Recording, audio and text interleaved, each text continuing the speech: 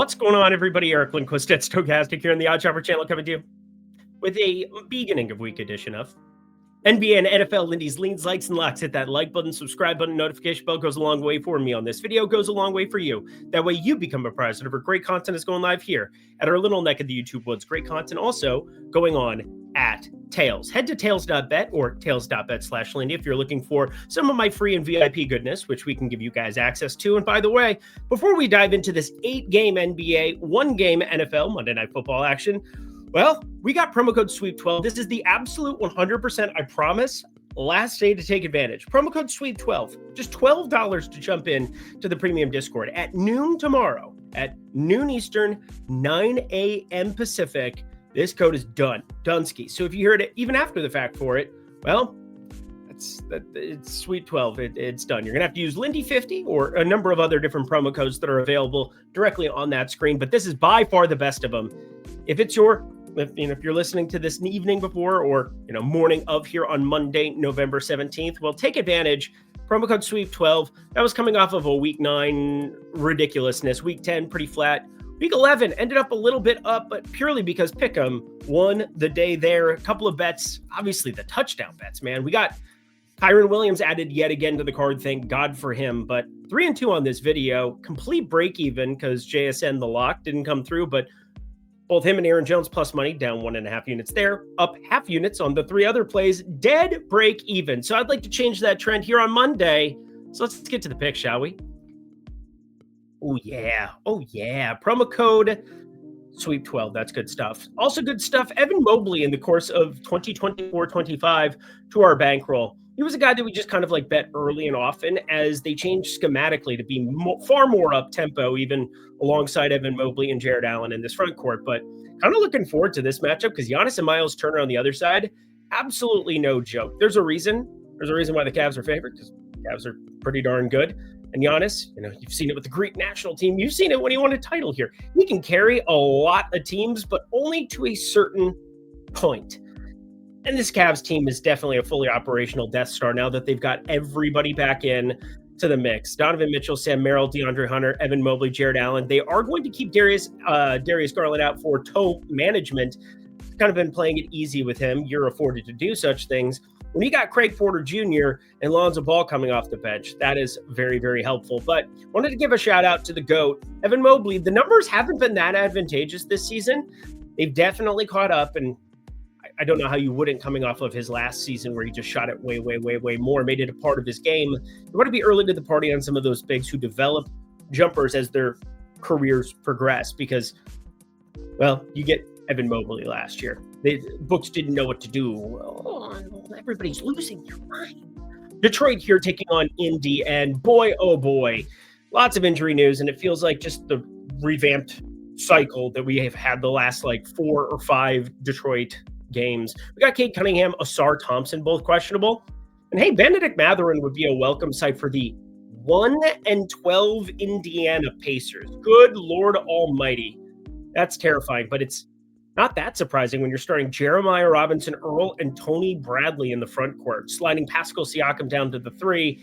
It's not like Asar Thompson, Isaiah Stewart aren't 2 of the better defenders in the NBA and capable of doing whatever it is that they need to do with their bad selves to get after it. But man, oh man, it's so hard to handicap something like this night before. So props, they're very, very advantageous. And sometimes I will have a very strong conviction about where the injury news lands. I mean, Detroit just keeps winning basketball games. It doesn't matter if Cade and Asar Thompson haven't played or whatever else. I mean, you've probably gotten burned a couple of times if you've sniped on that news as Cade and Duren both sat out. But Jalen Duren back for this festivities against Indiana. And he should decimate this front court. We got ourselves Bogdanovich 2+3s. If you were a astute viewer and not watching NFL the entire day, I mean, I watched NFL the entire day, followed by, a transfer to paying attention to all of this other goodness that we got going. What do we got? So much other NBA goodness going. Portland and Dallas in a dogfight here, coming down to the wire. Down to the wire. Vultures, John Mayer? No? Anyone? That's all right. But the astute viewer, my 1-minute soliloquy gone. Bogdanovich played 35 minutes, and I did tweet something out about how ESPN has absolutely screwed up how they do box scores. I cannot stand it whatsoever. I just want to see the same order that I've seen for years and years and years, but they flipped where points and minutes are. It's really, really annoying to me because now I have to like dig into the box scores and double catch myself 14 times as I'm like, oh, Jalen Johnson only played 23 minutes. It's like, no, he had 23 points. Oh, great. Why? Why do those things to me? But Bogdanovich, he played a ton here in that Celtics overtime loss, or not overtime loss, regulation loss, I believe. But it was the overtime loss. Houston ended up winning that one. That's what it was. But pay attention to that starting lineup. Pay attention to if James Harden ends up sitting here on a back-to-back. I doubt it. But Philly doesn't exactly like him. I wouldn't be surprised if he ducked this spot purely not to get completely sabotaged and you just have Chris Paul get like a de facto start. He DNP-CD'd on Sunday. He's kind of been out of the rotation because he's kind of dust at this point in time. But Clippers, there's going to be something props-wise for us to take advantage of there. Dallas taking on Minnesota, 12.5-point favorites, and they should be. Dallas on a back-to-back, Minnesota not. They're just happy to see Joker leave town. Joker's just absolutely out of control. I mean, we'll talk about him as we get to the Bull side of things, but I was a little surprised to see this, my preferred side of it. I thought for sure Dallas would show up like plus 12.5 here, but do they end up playing PJ Washington, who was dinged up on this back-to-back? I'm not saying it's a lost season. It's definitely not. And obviously they need to get butts in the seats again. And what they do with Anthony Davis before the trade deadline will be fascinating, whether or not they decide to bite the bullet and just unload and start over here with Cooper Flagg. Say offensively, it's not translating as easily as what I thought it would be for Cooper Flagg. He does 2 or 3 ridiculously athletic defensive / dunks over the course of a game, but like, boy, oh boy, got to start knocking down some threes more frequently in transition. There was that nice one over the weekend. Still didn't result in anything good. Oklahoma City infinity point favorites taking on New Orleans. Yeah, and I'm kind of saying that in jest, but 17.5 is a gigantic number for November 17th. Just throwing it out there. New Orleans also on a back-to-back. Derek Queen got the start. He played so atrocious. We ended up sniping a 15.5 point value that ended up closing 16.5. And boy, he might as well have just sat at home on his thumb and I could have just middle fingered him too. Derek Queen, man, what are we doing here? We'll see if on a back-to-back they decide to go back to it. But Karlo Makovich in the rotation, I thought that was pretty fascinating. Evis Missy still coming off the bench now if Derek Queen's going to be out there. But Zion Williamson, questionable. That's the main reason that I just feel like staying away from this because I would want nothing to do with Derek Queen. 1, if he doesn't start, and 2, if you have Zion Williamson back there because there's just less usage to go around and still a blowout potential. Although I think you'd want Queen to be playing more, but the Queen is dead. Chicago taking on Denver, rounding it all out, and Nikola Jokic just breaking EPM on dunks and threes. Now, this is estimated plus minus. It's a huge part of how I handicap individual players and how they schematically fit with other guys on their team who commands usage. Because again, you can have great individual parts, kind of what I feel about Toronto, ironically enough, going to be somebody we back here on this program. But Nikola Jokic, plus 9 EPM, only 0.03 better than Shai Gilgeous-Alexander, who has yet to play like a fourth quarter, it feels like ever. I don't think SGA's shown up one time on my card, though. Those 32.5 point discrepancies, it's just so hard to pull the trigger on some of those guys on a daily basis. That being said, does Josh Giddey play on this back-to-back? Because I doubt it. There's a part of me that just thinks that they completely dunk this. You got Kobe White back, but I would be surprised if he plays on this back-to-back. I don't know what to make of it, but it could be a very, very short-handed Chicago team if they just decide to punt this. I'm not saying that every team is going to go into Denver and have like the Oklahoma City treatment where, you know, they just rest 2 or 3 of their main guys. But Chicago might have to do it by default. I thought long and hard about adding 10.5, but I've got a favorite on this card that I like a little bit more. And hey, if you want to check out anything that I'm throwing out free here on Lindy's Leans, Likes, and Locks, if you want to check out anything in the Peckham Streets that I'm giving out there as well, be like Lindy, join Tails today. Jump on over to tails.bet/Lindy or download the Tails app right now. Because why? Well, tons of free bets, tons of opportunities for you to be able to find experts that you know and love from X, from tons of other places, from the YouTubes here as well. We got my guy Jedi Modai in the streets. We got my guy DKDFS in the streets. Absolutely love it. Would love for you guys to check it out. And then, hey, if you're somebody who has a specialty sport, NHL, MMA, what have you, well, Tails is the spot to be. Check it all out. Be like Lindy, join Tails today. Let's get to some plays, shall we? Oh, yeah. We begin our boarding walk with the Knicks taking on Miami. Hit that like button for me if you could. As we talk, what happens when you take Jalen Brunson off the floor? Not shocking. Not shocking. Karl Anthony Towns, usage way up. But I do get nervous about spots like this because Eric Spoelstra is a good basketball coach. It's just that he's doing a completely different thing. This team was 27th in pace over the course of last season, and this season, numero uno by a pretty considerable margin. They are finding ways to get up and down the floor. And now Bam Adebayo is going to be out, and this is still an advantageous spot for Karl Anthony Towns, but he is sitting at 29.5 points. I'm still not willing to just say that we're going to get 40% usage guaranteed here. This is just a wild basketball game, Wild West basketball game, because Knicks Heat, I don't really think of being that up-tempo, but total seasons data, definitely bearing out that Spoelstra's changed how he goes about it, and the Knicks, obviously, they're under a new coaching regime as well, but I think Karl Anthony Towns, when you don't get the guaranteed 38, 40 minutes, we're going to have some recalibration to our brains saying, all right, even with Jalen Brunson out, I probably shouldn't be looking at 30 spots.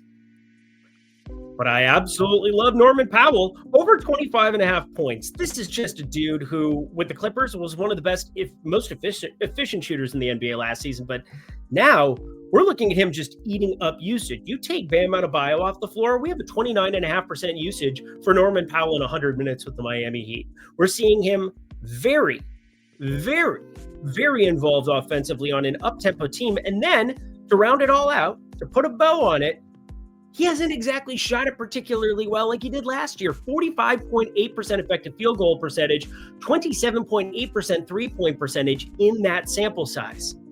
So we can expect positive regression for the shooting. This is a close spread. So, these teams that just matched up yonder way up north, well, they're going to South Beach. They're going to have some fun over in the harbor. And Norman Powell is probably going to throw it in on an eye hole or two. Wouldn't hurt my feelings to have Miles McBride out as well. That is a stocky, very good defender in a lot of ways. And I'm sure if he's starting alongside of Jordan Clarkson, well, you would probably get the offensive assignment or the defensive assignment, that being of Norman Powell. And individual defense, not something I think about as much as the entities here, unless it's like Alex Caruso, Luke Dort, the Dortcher Chamber. But Norman Powell over 25.5 points. The data really, really likes this. Happened north of 27.5, which is nuts. Got to think about Miami differently, and also Norman Powell no longer with the Clippers. He's got this offense kind of to himself. I mean, Wiggins, Khalil Ware, as he develops, he's going to have to start becoming more assertive. But Charlotte taking on Toronto, we're going to get LaMelo Ball back in our lives, so that's always fun. I think Mondays with LaMelo Ball, say what you want about him, whether or not he's the most winning basketball player. I think he's very, very good. And I think if he was playing on just about any other team, we would be talking about LaMelo Ball being like an elite point guard, but he's starting next to Zion James. Like, this guy's been pretty good. Coming out of Duke, I'm pretty happy with the results that we've seen here for him for Charlotte so far. Miles Bridges, Ryan Kalkbrenner. It's not the greatest team around LaMelo Ball. I want to surround him with shooting like Khan, but like everybody else there, Miles Bridges, Zion James, Kalkbrenner, Colin Sexton. It's Charlotte. We understand that, right? Toronto, though, said it before. The sum of the parts, I just kind of looked at this and I wondered who's going to really take over the usage here, there. And everybody's kind of been taking their turns, having the ball, having opportunities, creating. You watch those games. Emmanuel Quickly, Scotty Barnes, both of them, 1 through 4. 1 through 4, you have ball handlers here. Brandon Ingram as well. I really like what they're doing as far as Jakob Poeltl. And then it's just a team that I think we're going to see be better. 7.5. I have this north of 9, just barely north of 9 for what it's worth, but definitely think it's a spread you want to have on your card here in terms of modeling out these teams over on Dunks and Threes and then PNB stats. I really, really like what we're getting here. Plus, you look at some of the strength of schedule metrics. Oh yeah, we've had some interesting ones. Charlotte, one of the weaker strength of schedules, and yet they're 4-9 here on the season. Toronto, you look at their strength of schedule, it's been up there, top 10, just barely, but 8-5 for a damn good reason. Going to be a surprising, fun team. There's going to be some turnover in the East, that's for sure. We talked about this already. Do you like Lindy Join Tales today? I don't really have anything else to add. Let's do this. Football. just needed a break of some kind. Dallas taking on Vegas, and the Vegas Raiders.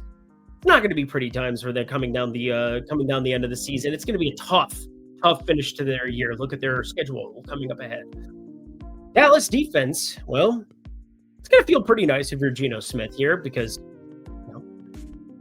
still caring about your NFL job. It's not like we're hitting the eject button in week 11, friends, but Dallas really needs to get themselves together because you've now invested a lot of capital here into Pickens and now getting Quinnen Williams. Like, defensively, it's not going to just be magic switch, I think, with him, although you put a guy on the edge and it's like, hey, go after the quarterback. Hey, we're going to do this zone read. We're going to figure out, you got to figure out this play call, that play call, but you basically just have Quinnen Williams on the field as much as you humanly possibly can, especially because Jerry doesn't go out of his way to trade for a guy and not utilize them 100% right from the get-go. I think that might have been a little bit of what was frustrating for him with Micah Parsons with the back issue that we heard after the fact, but Micah Parsons has looked pretty damn good. So Quinnen Williams better look really, really good here in the Dallas uniform. That's going to be a big piece thrown into that side of the line. But I look at the Dallas offense, and this is really where I'm kind of like highlighting on this game.